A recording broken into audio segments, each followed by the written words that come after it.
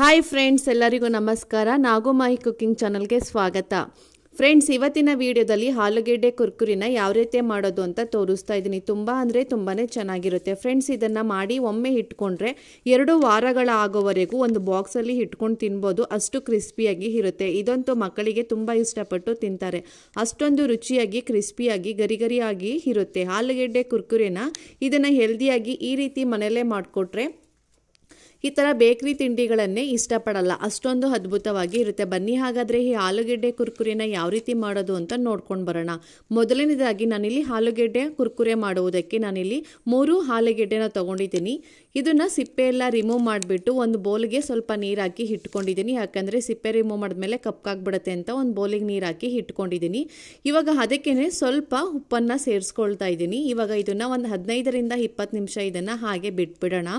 ನೋಡಿ, ಇವಾಗ ಒಂದು 15 ನಿಮಿಷ ಆಗಿದೆ. ಇವಾಗ ಈ ಆಲೂಗೆಡ್ಡೆನ ಕಟ್ ಮಾಡ್ಕೊಳ್ಬೇಕಾಗತ್ತೆ. ನಿಮಗೆ ಯಾವ ರೀತಿ ಕುರ್ಕುರೆ ಮಾಡಬೇಕು, ಯಾವ ರೀತಿ ಇಷ್ಟ ಆಗುತ್ತೆ ಅಂತ ನೋಡಿಕೊಂಡು ಅದೇ ಶೇಪಲ್ಲಿ ಇದನ್ನು ಕಟ್ ಮಾಡ್ಕೊಳ್ಳಿ. ನಾನಿಲ್ಲಿ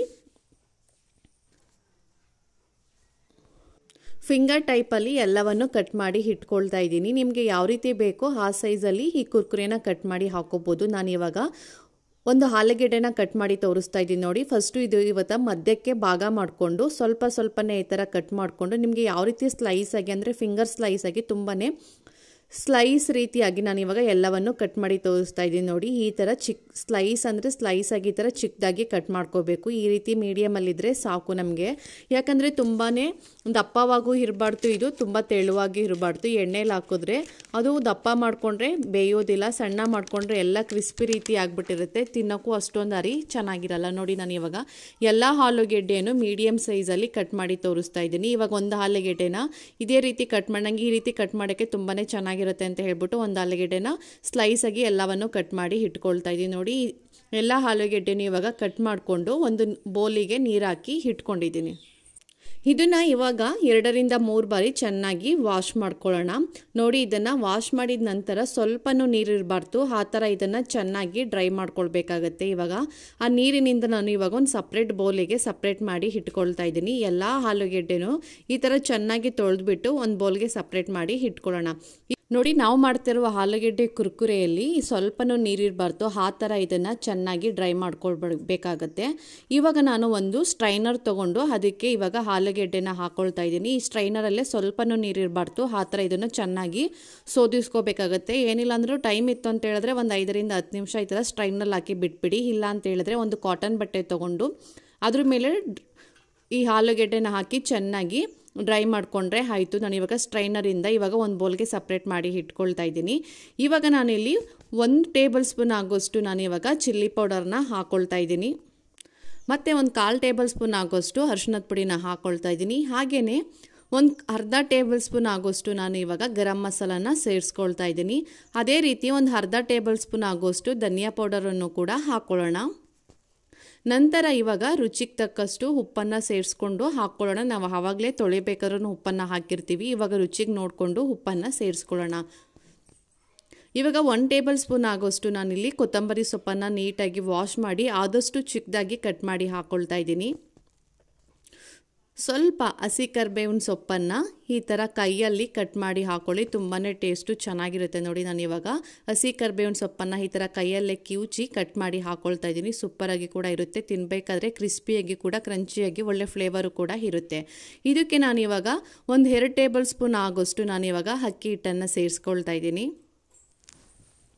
ಹಾಗೆಯೇ ಮತ್ತು 2 ಟೇಬಲ್ ಸ್ಪೂನ್ ಆಗೋಷ್ಟು ಕಾರ್ನ್ಫ್ಲವರನ್ನು ಹಾಕ್ಕೊಳ್ಳೋಣ. ಕಾರ್ನ್ಫ್ಲವರ್ ಇಲ್ಲ ಅಂತ ಹೇಳಿದ್ರೆ ನೀವು ಮೈದಾ ಬೇಕಾದ್ರೂ ನೀವು ಹಾಕೋಬೋದು.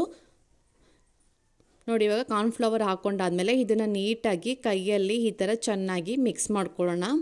ಸ್ವಲ್ಪನೂ ನೀರಿರಬಾರ್ದು. ನೋಡಿ, ಇವಾಗ ಈ ಥರ ಚೆನ್ನಾಗಿ ನೀಟಾಗಿ ಮಿಕ್ಸ್ ಮಾಡ್ಕೋಬೇಕು. ಈ ಆಲೂಗೆಡ್ಡೆಯಲ್ಲಿ ನೀರಿನ ಅಂಶ ಇರಬಾರ್ದು, ಆ ಥರ ಚೆನ್ನಾಗಿ ಇದನ್ನು ಡ್ರೈ ಮಾಡಿಕೊಂಡ್ರೆ ಕುರ್ಕುರೆ ಸೂಪರಾಗಿ ಕೂಡ ಬರುತ್ತೆ. ನೋಡಿ, ಇವಾಗ ಇದನ್ನು ಚೆನ್ನಾಗಿ ಮಿಕ್ಸ್ ಮಾಡ್ಕೊಂಡಾದ್ಮೇಲೆ ಒಂದು 5 ನಿಮಿಷ ಇದನ್ನು ನೆನೆಯಕ್ಕೆ ಬಿಟ್ಬಿಡಬೇಕು. ನೋಡಿ, ಆ ಮಸಾಲೆ ಎಲ್ಲ ಆಲೂಗೆಡ್ಡೆಗೆ ಚೆನ್ನಾಗಿ ಹಿಡಿಬೇಕು. ಅಷ್ಟರಲ್ಲಿ ಇವಾಗ ನಾನು ಸ್ಟವ್ ಆನ್ ಮಾಡಿ ಒಂದು ಕಡಾಯಿನ ಬಿಸಿ ಮಾಡೋಕ್ಕೆ ಫಸ್ಟೇ ರೆಡಿ ಮಾಡಿ ಇಟ್ಕೊಂಡಿದ್ದೆ.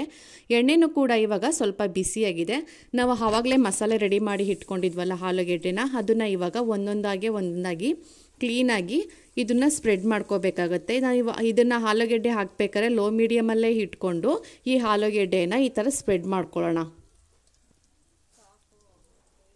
ನೋಡಿ ಈ ಥರ ಎಲ್ಲ ಹಾಕ್ಕೊಂಡು ಆದಮೇಲೆ ಒಂದು 5 ನಿಮಿಷ ಲೋ ಮೀಡಿಯಮಲ್ಲೇ ಇದನ್ನು ಬೇಯಿಸ್ಕೋಬೇಕು. ಸೈಡಲ್ಲೆಲ್ಲ ನೊರೆ ಬರ್ತಾ ಇದೆಯಲ್ಲ ಅದು ಕಂಪ್ಲೀಟಾಗಿ ನೊರೆ ಎಲ್ಲ ಕಡಿಮೆ ಆಗಬೇಕು. ಅಲ್ಲಿಗಂಟ ಈ ಆಲೂಗೆಡ್ಡೆನ ಹಾಗೆ ಬಿಟ್ಬಿಡಬೇಕು. ನೋಡಿ ಇವಾಗ ಕಂಪ್ಲೀಟಾಗಿ ಆಲೂಗೆಡ್ಡೆ ನೊರೆ ಎಲ್ಲ ಕಡಿಮೆ ಆಗಿದೆ. ಇವಾಗ ಎರಡೂ ಸೈಡು ಚೆನ್ನಾಗಿ ತಿರುಗಿಸಿ ಎರಡೂ ಸೈಡು ಚೆನ್ನಾಗಿ ಬೇಯಿಸ್ಕೊಳ್ಳೋಣ. ಐ ಫ್ಲೇಮಲ್ಲಿ ಇಟ್ಕೊಂಡು ಬೇಯಿಸಿದ್ರೆ ಮೇಲೆ ಮಾತ್ರ ಕ್ರಿಸ್ಪಿಯಾಗಿರುತ್ತೆ, ಒಳಗಡೆ ಆಲೂಗೆಡ್ಡೆ ನೀಟಾಗಿ ಬೆಂದಿರಲ್ಲ. ನೋಡಿ ನಾನು ಲೋ ಮೀಡಿಯಮಲ್ಲೇ ಇಟ್ಕೊಂಡು ಈ ಥರ ಆಲೂಗೆಡ್ಡೆನ ಚೆನ್ನಾಗಿ ಫ್ರೈ ಮಾಡ್ಕೊಳ್ಳೋಣ. ಈ ಥರ ಕಲರ್ ಬಂದರೆ ಸಾಕು, ನಮಗೆ ಇದು ಪರ್ಫೆಕ್ಟಾಗಿ ಕುರ್ಕುರೆ ರೆಡಿಯಾಗಿದೆ. ಇವಾಗ ಇದನ್ನೆಲ್ಲ ಒಂದು ಪ್ಲೇಟ್ಗೆ ಸಪ್ರೇಟ್ ಮಾಡಿ ಇಟ್ಕೊಳ್ಳೋಣ. ಅದೇ ರೀತಿ ನಾನು ಇವಾಗ ಮತ್ತೆ ಇನ್ನೊಂದು ಬ್ಯಾಚನ್ನು ಹಾಕಿ ತೋರಿಸ್ತಾ ಇದ್ದೀನಿ. ಇವಾಗ ಅದನ್ನು ಕೂಡ ಲೋ ಮೀಡಿಯಮಲ್ಲೇ ಇಟ್ಕೊಂಡು ಎಲ್ಲ ಆಲೂಗೆಡ್ಡೆನೂ ಒಂದೊಂದಾಗಿ ಈ ಥರ ಸ್ಪ್ರೆಡ್ ಮಾಡ್ಕೋಬೇಕಾಗತ್ತೆ. ನೋಡಿ ಈ ಥರ ಸ್ಪ್ರೆಡ್ ಮಾಡ್ಕೊಂಡು ಆದಮೇಲೆ ಮತ್ತೆ ಅದು ನೊರೆ ಎಲ್ಲ ಕಡಿಮೆ ಆಗಬೇಕು. ಇದನ್ನು ಕೂಡ ಎರಡೂ ಸೈಡು ಚೆನ್ನಾಗಿ ಬೇಯಿಸ್ಕೊಳ್ಳೋಣ. ನೋಡಿ ಇದು ಕೂಡ ಚೆನ್ನಾಗಿ ಬೆಂದಿದೆ. ಇದನ್ನು ಕೂಡ ಇವಾಗ ಒಂದು ಪ್ಲೇಟ್ಗೆ ಸರ್ವ್ ಮಾಡ್ಕೊಳ್ತಾ ಇದ್ದೀನಿ. ನೋಡಿ ಇವಾಗ ಒಂದು ಪ್ಲೇಟ್ಗೆ ಎಲ್ಲನೂ ಸರ್ವ್ ಮಾಡ್ಕೊಂಡಿದ್ದೀನಿ. ಇವಾಗ ಸ್ವಲ್ಪ ಲಾಸ್ಟಲ್ಲಿ ಒಂದು ಅರ್ಧ ಟೇಬಲ್ ಸ್ಪೂನ್ ಆಗೋಷ್ಟು ನಾನು ಇವಾಗ ಚಾಟ್ ಮಸಾಲನ ಹಾಕ್ಕೊಳ್ತಾ ಇದ್ದೀನಿ. ಲಾಸ್ಟಲ್ಲಿ ಹಾಕ್ಕೊಂಡ್ರೆ ತುಂಬಾ ಫ್ಲೇವರ್ ಚೆನ್ನಾಗಿರುತ್ತೆ. ಇಲ್ಲಾಂದರೆ ಮಿಕ್ಸ್ ಮಾಡಬೇಕಾದ್ರೆ ನೀವು ಹಾಕೋಬೋದು. ಬಟ್ ನಾನು ಲಾಸ್ಟಲ್ಲಿ ಸ್ವಲ್ಪ ಚಾಟ್ ಮಸಾಲನ ಹಾಕ್ಕೊಂಡು ಈ ಥರ ಮಿಕ್ಸ್ ಮಾಡ್ಕೊಳ್ತಾ ಇದ್ದೀನಿ.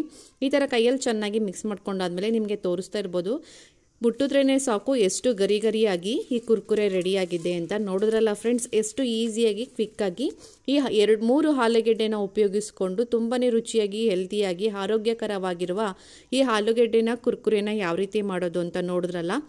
ಈ ವಿಡಿಯೋ ಇಷ್ಟ ಆದರೆ ಮತ್ತೆ ಲೈಕ್ ಮಾಡಿ, ಶೇರ್ ಮಾಡಿ, ಮತ್ತು ಹೇಗೆ ಬಂತು ಅಂತ ಕಮೆಂಟ್ ಮೂಲಕ ತಿಳಿಸಿ. ಹೊಸದಾಗಿ ನಮ್ಮ ಚಾನಲ್ನ ನೋಡ್ತಾರೆ ಸಬ್ಸ್ಕ್ರೈಬ್ ಮಾಡ್ಕೊಳ್ಳಿ. ಹಾಗೆಯೇ ಪಕ್ಕದಲ್ಲಿರುವ ಬೆಲ್ ಐಕನ್ನ ಕ್ಲಿಕ್ ಮಾಡಿ. Thank you for watching my videos.